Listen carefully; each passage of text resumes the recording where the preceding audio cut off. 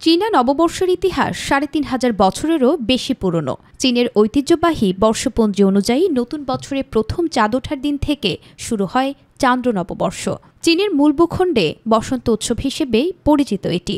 এবছর মহামারী পূর্ব সময়ের মতোই উৎসবটি মহা সমারোহে উদযাপন করছে দেশটি।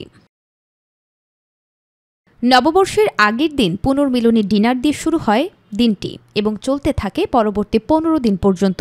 এই ঐতিহ্যবাহী উৎসব মানুষকে তাদের পরিবারের সঙ্গে একত্র হতে, উদযাপন করতে এবং একসঙ্গে ভালো সময় কাটানোর সুযোগ করে দেয়। চীনারা প্রতিটি নববর্ষের প্রতিনিধিত্ব করতে তাদের রাশিচক্রের প্রাণী ব্যবহার করে।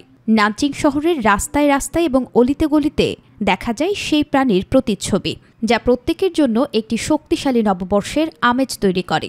নববর্ষ উদযাপনে ১৫ দিনের এই উৎসব পুরো বছরের জন্য অনুপ্রেরণা হয়ে থাকে গোটা চীনবাসীর কাছে। নুসরাত শারমিন, মাই টিভি নিউজ।